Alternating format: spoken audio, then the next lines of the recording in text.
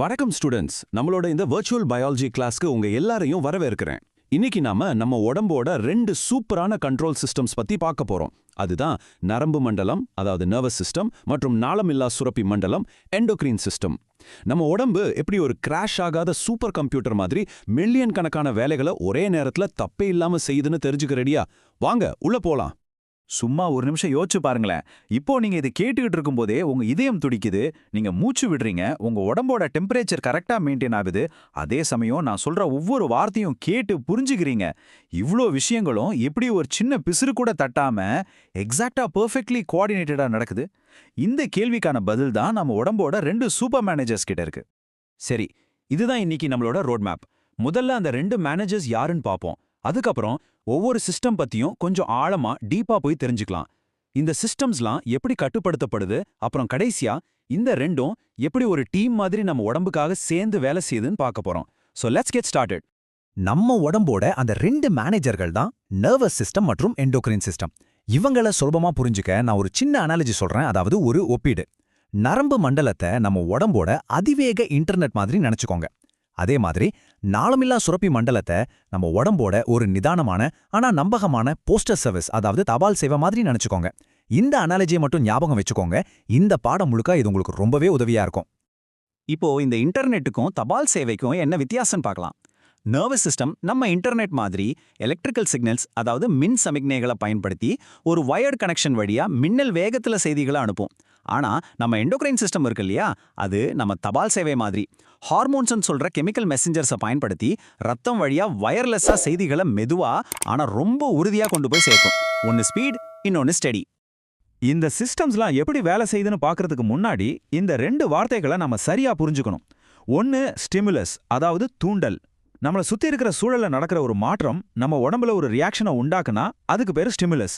உதாரணத்துக்கு, திடீர்னு ஒரு பெரிய சத்தம் கேக்குது, அது ஒரு ஸ்டிமுலஸ்.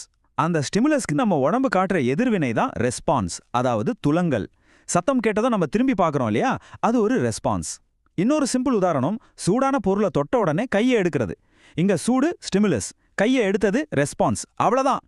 ஓகே, இப்போ முதல் மேனேஜர் கிட்ட போலாம். Let's dive deep. நம்ம உடம்போட இன்டர்நெட், நம்மளோட நர்வஸ் சிஸ்டம் பத்தி இப்போ ஆழமா பார்க்கலாம். இன்டர்நெட்டுக்கு எப்படி ஃபைபர் ஆப்டிக் கேபிள் ரொம்ப முக்கியமோ, அதே மாதிரி நம்ம நரம்பு மண்டலத்தோட அடிப்படை அலகே இந்த நியூரான் தான். இதுதான் நரம்பு மண்டலத்தோட ஸ்ட்ரக்சரல் அண்ட் ஃபங்க்ஷனல் யூனிட். ஒரு நியூரான்ல 3 முக்கியமான பாகங்கள் இருக்கு. முதல்ல செல் பாடி, இதுதான் நியூரானோட கண்ட்ரோல் சென்டர். ரெண்டாவது டென்ட்ரைட்ஸ், இந்த மரக்கிளைகள் மாதிரி இருக்கிற அமைப்பு தான் மற்ற நியூரான்ல இருந்து செய்திகளை வாங்கும். கடைசியா ஆக்சான், இந்த நீளமான வால் மாதிரி இருக்கிற பகுதி செய்தியை அடுத்த நியூரானுக்கு கடத்தும். இப்போ ஸ்டூடெண்ட்ஸ்க்கு ஒரு முக்கியமான எக்ஸாம் டிப் கவனிங்க. டென்ட்ரைட்ஸ் செய்திகளை உள்ள வாங்கும், ஆக்சான் செய்தியை வெளியே கொண்டு போகும். இதுல குழப்பம் வர நிறைய வாய்ப்பு இருக்கு. இதை சுலபமா ஞாபகம் வச்சுக்க ஒரு வழி சொல்றேன். ஆக்சான்ல முதல் எழுத்து ஏ, அவேலையும் முதல் எழுத்து A. So axon carries signals away from the cell body. இதை மறக்கவே கூடாது. ஓகே, சரி, இந்த நியூரான் வழியா செய்தி எப்படி தான் போகுது? அது ஒரு எலக்ட்ரிக்கல் வேவ், அதாவது மின்னலை மாதிரி பரவும். அதுக்கு பேரு தான் நர்வ் இம்பல்ஸ். இது எப்படி நடக்குதுன்னு கொஞ்சம் டாங்கிலிஷ்ட சொல்றேன், நல்லா கவனிங்க. நார்மலி ஒரு நியூரான் சும்மா ரெஸ்டிங்ல இருக்கும்போது அதுக்கு வெளியே பாசிட்டிவ் சார்ஜும் உள்ள நெகட்டிவ் சார்ஜும் இருக்கும். இதுக்கு பேரு ரெஸ்டிங் பொட்டென்ஷியல். ஒரு ஸ்டிமுலஸ் வந்த உடனே அந்த இடத்துல சோடியம், அதாவது Na+ அயான்ஸ் வேகமா செல்லுக்கு உள்ள வரும். இதனால சார்ஜ் தலைகீழா மாறிடும். உள்ள பாசிட்டிவ் ஆகி வெளியே நெகட்டிவ் ஆயிடும். இந்த சார்ஜ் ரிவர்சலுக்கு பேர் தான் டீபோலரைசேஷன். இந்த படத்துல பாருங்க, இந்த டீபோலரைசேஷன் ஒரு டாமினோ எஃபெக்ட் மாதிரி அந்த நியூரான் முழுக்க ஒரு அலையா பரவும். ஒரு பகுதி டீபோலரைஸ் ஆனதும் அது அதுக்கு அடுத்த பகுதியை தூண்டிவிடும். பழைய பகுதி திரும்பவும் அதோட பழைய நிலைமைக்கு, அதாவது ரீபோலரைஸ் ஆகிடும். இப்படிதான் ஒரு நர்வ் இம்பல்ஸ் ஒரு இடத்துல இருந்து அடுத்த இடத்துக்கு ஒரு செல்ஃப் ப்ராபகேட்டிங் வேவ் மாதிரி ஒரு நொடியில பல மீட்டர் தூரம் பயணிக்குது. ஸோ சுருக்கமா சொன்னா, ரெஸ்டிங் ஸ்டேட், ஸ்டிமுலஸ் வருது, டீபோலரைசேஷன் நடக்குது, ரீபோலரைசேஷன் ஆகுது. இப்படிதான் ஒரு சிக்னல் டிராவல் ஆகுது. இப்போ ஒரு நியூரானோட ஆக்சான் முடிவும் அடுத்த நியூரானோட டென்ட்ரைட் தொடக்கமும் ஒன்னோட ஒன்னு ஒட்டிட்டு இருக்காது.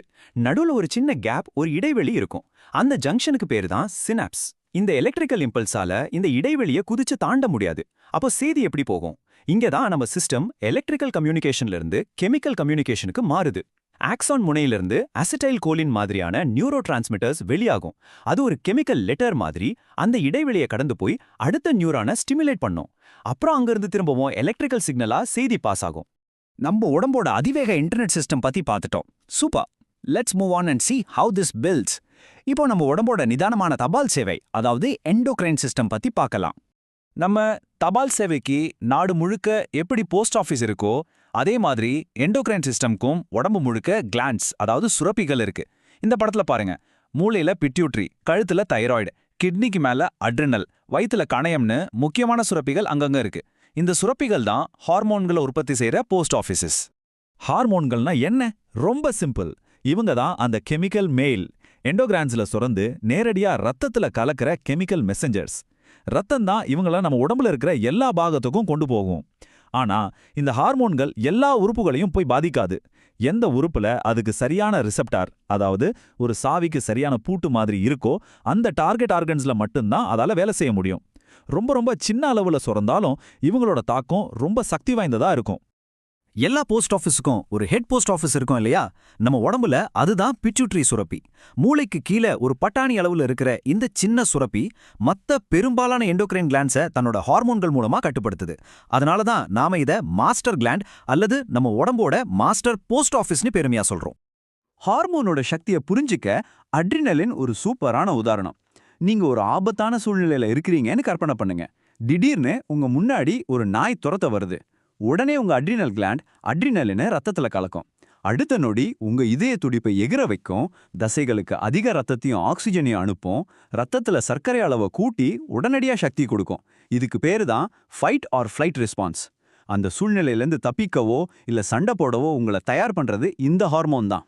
சரி, இந்த ஹார்மோன்கள் தேவைக்கு அதிகமாவோ குறைவாவோ சுரக்காம நம்ம உடம்பு எப்படி பாத்துக்குது? அதுக்கு உதவுற ஒரு அருமையான சிஸ்டம் தான் ஃபீட்பேக் மெக்கானிசம் அல்லது பின்னூட்ட கட்டுப்பாடு. இது ஒரு இன்டெலிஜென்ட் கண்ட்ரோல் சிஸ்டம் மாதிரி ரொம்ப புத்திசாலித்தனமா வேலை செய்யும். இந்த தைராய்டு ஹார்மோன் உதாரணத்தை வச்சு இதை சுலபமா புரிஞ்சுக்கலாம். நல்லா கவனிங்க. ஸ்டெப் 1, மூளையில இருக்கிற ஹைப்போதாலாமஸ் தைராய்டு ஹார்மோன் தேவைன்னு பிட்யூட்டரிக்கு ஒரு சிக்னல் அனுப்புது. ஸ்டெப் 2, அந்த சிக்னல் கிடைச்சதும் நம்ம மாஸ்டர் கிளாண்ட் பிட்யூட்டரி TSHன்ற ஒரு ஹார்மோனை ரிலீஸ் பண்ணுது. ஸ்டெப் 3, இந்த TSH தைராய்டு சுரப்பியை தூண்டி தைராக்சின் ஹார்மோனை சுரக்க வைக்குது. இப்போதான் முக்கியமான கட்டம் வருது. ஸ்டெப் 4, ரத்தத்துல தைராக்சின் அளவு சரியான லெவலுக்கு வந்ததும் அந்த தைராக்சினே ஹைப்போதாலாமஸ்க்கும் பிட்யூட்டரிக்கும் போதும் நிறுத்துங்கன்னு ஒரு ஸ்டாப் சிக்னல் அனுப்புது. உடனே TSH உற்பத்தி நின்னுடும். இது நம்ம வீட்ல இருக்கிற AC தெர்மோஸ்டாட் மாதிரி தான். ரூம் கூலானதும் தானா ஆஃப் ஆயிடும்ல, அதே மாதிரி தான். இதுக்கு பேரு நெகட்டிவ் ஃபீட்பேக். இதுவரைக்கும் நம்ம உடம்போட இன்டர்நெட் அப்புறம் தபால் சேவை ரெண்டையும் தனித்தனியா பார்த்தோம். இப்போ ரெண்டையும் ஒப்பிட்டு எப்படி ரெண்டும் சேர்ந்து ஒரே இலக்குக்காக, அதாவது நம்மள ஆரோக்கியமா வச்சுக்கிறதுக்காக வேலை செய்யுதுன்னு பார்க்கலாம். இந்த டேபிள் எல்லாத்தையும் ஒரே இடத்துல சுருக்கமா சொல்லுது பாருங்க. நர்வஸ் கண்ட்ரோல் ரொம்ப வேகமானது, ரேபிட். ஆனா அதோட விளைவு குறிப்பிட்ட இடத்துல லோக்கலைஸ்டா கொஞ்ச நேரத்துக்கு தான் இருக்கும், ஷார்ட் லிவ்ட். சூடான பாத்திரத்துல இருந்து கையை எடுக்கிறதுக்கு இந்த வேகம் கண்டிப்பா தேவை. ஆனா ஹார்மோனல் கண்ட்ரோல் ரொம்ப மெதுவானது, ஸ்லோ. அதோட விளைவு உடல் முழுவதும் பறந்து வைட் ஸ்ப்ரெட்டா நீண்ட நேரத்துக்கு இருக்கும், லாங் லாஸ்டிங். நம்மளோட வளர்ச்சி, மெட்டபாலிசம் மாதிரி நீண்ட கால செயல்பாடுகளுக்கு இந்த நிதானம் ரொம்ப முக்கியம். நம்ம இன்டர்நெட் வர்சஸ் தபால் சேவை அனாலஜி இங்க எவ்வளோ கச்சிதமா பொருந்ததுன்னு பாத்தீங்களா? வாழ்க்கையில வேகம் முக்கியமா இல்ல நிலைப்புத்தன்மை, அதாவது ஸ்டாமினா முக்கியமா? இந்த கேள்விக்கு நம்ம உடம்பு ரொம்ப அழகா பதில் சொல்லுது. அது ரெண்டையுமே தேர்ந்தெடுத்திருக்கு. உடனடி எதிர்வினைகளுக்கு நரம்பு மண்டலத்தோட வேகமும், நீண்டகால மாற்றங்களுக்கு நாளமில்லா சுரப்பி மண்டலத்தோட நிதானமும் நம்ம உடம்புக்கு தேவைப்படுது. ரெண்டும் சேர்ந்து ஒரு அற்புதமான சமநிலையில நம்மளை இயக்குது. இது வாழ்க்கையில பேலன்ஸோட முக்கியத்துவத்தை பத்தி நமக்கு என்ன சொல்லுது? இதை பத்தி கொஞ்சம் யோசிச்சு பாருங்க. அடுத்த வகுப்பில் சந்திக்கும் வரை சிந்தித்துக் கொண்டே இருங்கள். நன்றி.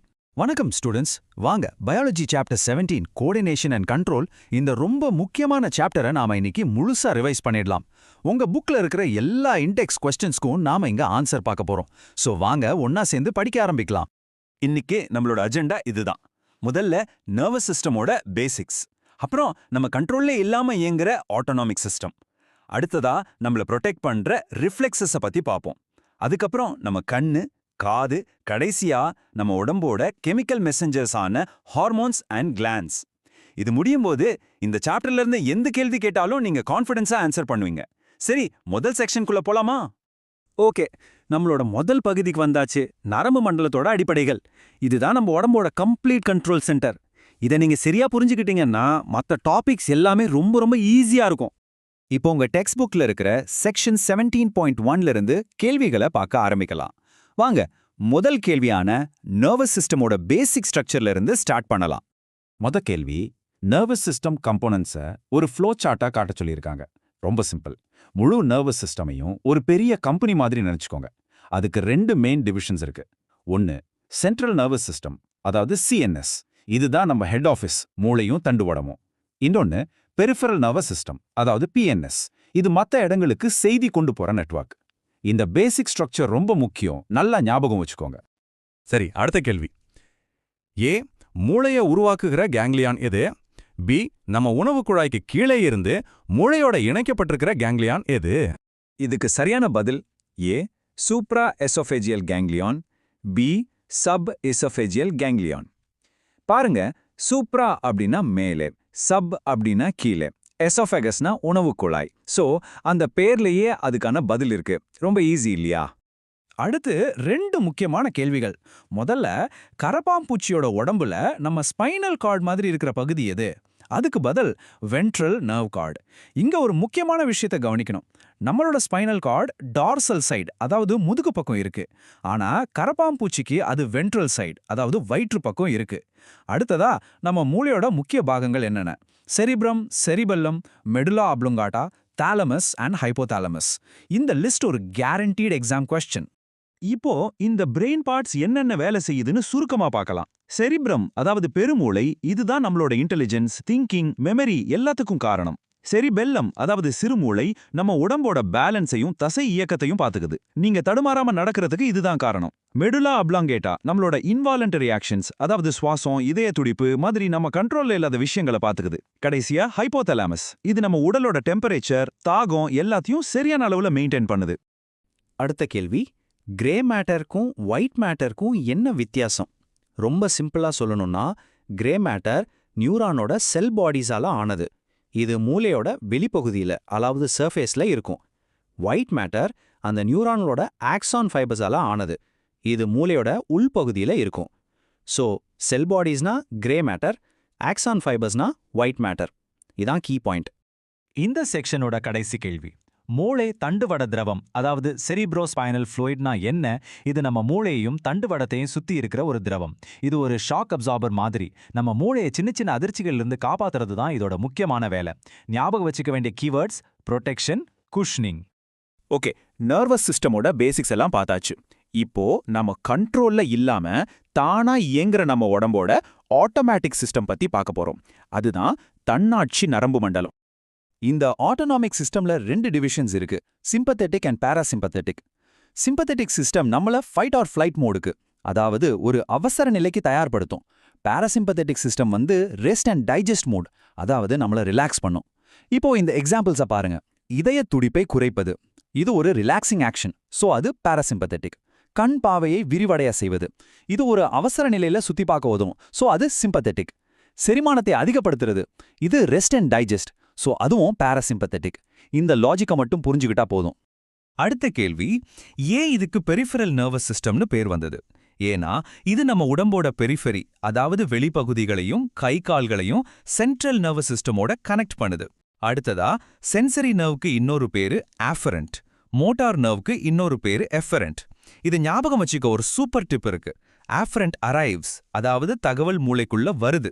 இஃபரண்ட் எக்ஸிட்ஸ், அதாவது கட்டளை மூளையிலிருந்து வெளியே போகுது. நம்ம நர்வஸ் சிஸ்டம் எப்படி கமாண்ட்ஸ் அனுப்புதுன்னு பார்த்தோம்.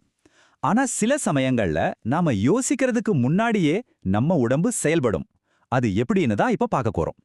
டாபிக்: அனிச்சை செயல்கள், அதாவது ரிஃப்ளெக்ஸஸ்.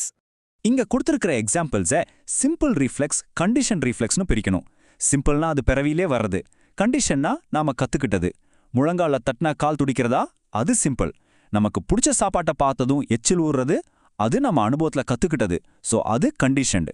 கண்ணுல திடீர்னு வெளிச்சம் பட்டா இமை மூடுறது, அது பிறவியிலே வர்றது, சோ அது சிம்பிள். இருட்டுல கைத்த பாம்பன் நினைச்சு பயப்படுறது, அதுவும் நம்ம அனுபவத்திலிருந்து வர்றது, சோ அது கண்டிஷன்டு. சூப்பர். நம்ம இப்போ 4வது பகுதிக்கு வந்தாச்சு, மனித கண். இந்த உலகத்தை நாம பார்க்க உதவுற இந்த அமேசிங் ஆர்கனோட பார்ட்ஸ் அண்ட் ஃபங்க்ஷன்ஸை பத்தி இப்ப பார்க்கலாம். ஓகே, இப்போ கண்ணு சம்பந்தப்பட்ட எல்லா கேள்விகளையும் ஒண்ணா பார்த்துடலாம். நம்ம கண்ணுக்குள்ள வர்ற ஒளியோட அளவை கண்ட்ரோல் பண்றது ஐரிஸ். பக்கத்துல தூரத்துல இருக்கிறத பார்க்கறதுக்கு ஃபோக்கஸ் பண்றது சிலியரி மசில்ஸ். நம்ம பார்க்குற உருவம் போய் பதியுற இடம் ரெட்டினா. இது ஒரு கேமரா சென்சார் மாதிரி. எல்லோ ஸ்பாட்ல தான் ரொம்ப ஷார்ப்பான விஷன் கிடைக்கும். கிட்ட பார்வை, அதாவது நியர் சைட்டட்னஸை சரி செய்ய கான்கேவ் லென்ஸ் யூஸ் பண்ணுவாங்க. கண்ணுல இருக்கிற லென்ஸ் மங்கி போனா அதுக்கு பேரு கண்புரை, அதாவது கேட்ராக்ட். இந்த உலகத்தை எப்படி பார்க்கறதுன்னு கத்துக்கிட்டோம். இப்போ சத்தங்களை எப்படி கேட்கறோம், நம்ம உடம்பை எப்படி பேலன்ஸா வச்சுக்கிறோம்னு பார்க்கலாம். நம்ம காதுக்கு இந்த 2 முக்கியமான வேலை இருக்கு. பாத்தீங்கன்னா காதோட 2 முக்கிய வேலைகள், ஹியரிங் அண்ட் பேலன்ஸ். நாம ஒரு பாட்டை கேட்கறதுக்கு உதவுற பகுதி காக்லியா. ஆனா ஒரு ஜிம்னாஸ்ட் பேலன்ஸ் பண்றதுக்கு உதவுறது வெஸ்டிபியூல் அண்ட் செமிசர்க்குலர் கேனால்ஸ். சவுண்ட் நம்ம காதுக்குள்ள போற அந்த வழிக்கு பேரு ஆடிட்டோரி மியேட்டஸ். இது சம்பந்தமா கடைசியா ஒரு கேள்வி. நம்ம தோல் வேல இருக்கிற ஃப்ரீ நர்வ் எண்டிங்ஸ் தான் தொடுதல், அழுத்தம், வெப்பம், குளிர்ச்சி போன்ற உணர்வுகளை மூளைக்கு அனுப்புது. சூப்பர்! நாம இப்போ இந்த சாப்டரோட கடைசி பகுதிக்கு வந்தாச்சு. இது வரைக்கும் நம்ம பார்த்த நர்வஸ் சிஸ்டம் ஒரு ஃபாஸ்ட் எலக்ட்ரிக்கல் வயரிங் மாதிரி. இப்போ நாம பார்க்க போற ஹார்மோன்ஸ் நம்ம உடம்போட கொஞ்சம் மெதுவான கெமிக்கல் மெசேஜிங் சிஸ்டம். இப்போ ஹார்மோன் சம்பந்தப்பட்ட கேள்விகளை பார்க்கலாம். முதல்ல நம்ம கழுத்துல தைராய்டு கிளாண்ட் பக்கத்துல இருக்கிற உறுப்பு லாரிங்ஸ், அதாவது குரல் வலை. அடுத்து தைராக்சின் அதிகமா சுரக்கிறதால வர கண்டிஷனுக்கு பேரு கிரீட்டினிசம். இது தைராய்டு கிளாண்ட் சம்பந்தப்பட்டது. ஆபத்தான நேரத்துல நம்மள தயார்படுத்துற ஹார்மோன் அட்ரினலின். சிறுநீர்ல அதிகமா குளுக்கோஸ் வெளியேறினா அது டயபெட்டிஸ் மிலிட்டஸ். இது பான்கிரியாஸ் கிளாண்ட்ல ஏற்படுற பிரச்சனையால வருது. கடைசியா ஏடிஹெச் ஹார்மோன் எங்கேந்து சுரக்குதுன்னா போஸ்டீரியர் பிட்யூட்டரி கிளாண்ட்ல இருந்து. ஃபெரோமோன்ஸ்னா என்ன? இது ஒரு உயிரினம் வெளியிடுற ஒரு கெமிக்கல் சப்ஸ்டன்ஸ். அது அதே இனத்தைச் சேர்ந்த மற்ற உயிரினங்கள் கிட்ட ஒரு குறிப்பிட்ட ரெஸ்பான்ஸை தூண்டும். சிம்பிளா சொல்லணும்னா இது ஒரே ஸ்பீஷீஸ்குள்ள நடக்கிற ஒரு கெமிக்கல் கம்யூனிகேஷன். நாம இப்போ இந்த சாப்டரை முழுசா ரிவைஸ் பண்ணிட்டோம். எக்ஸாமுக்கு போறதுக்கு முன்னாடி இந்த 5 விஷயங்களை மட்டும் ஒரு தடவை நல்லா பார்த்துக்கோங்க. Nervous system flow chart, sympathetic versus parasympathetic actions, simple versus condition reflexes, மூளை மற்றும் கண்ணோட பாகங்கள், அப்புறம் முக்கியமான ஹார்மோன்ஸ், கிளான்ஸ் அண்ட் டிஸார்டர்ஸ். இதை பார்த்தாலே போதும். கடைசியா உங்களுக்காக ஒரு கேள்வி. இப்போ நீங்க எக்ஸாம்க்கு படிச்சிட்டு இருக்கும்போது உங்க நர்வஸ் சிஸ்டமும் எண்டோக்ரைன் சிஸ்டமும் எப்படி ஒண்ணா வேலை செய்யுதுன்னு யோசிச்சு பாத்தீங்களா? உங்க செரிப்ரம் தகவல்களை ப்ராசஸ் பண்ணுது, உங்க அட்ரினலின் ஹார்மோன் அந்த சின்ன எக்ஸாம் டென்ஷனை மேனேஜ் பண்ணுது. இது ரெண்டும் சேர்ந்து தான் உங்களை படிக்க வைக்குது. All the very best for your exams. நன்னாய் படித்து நல்ல மதிப்பெண்கள் பெறுங்கள்.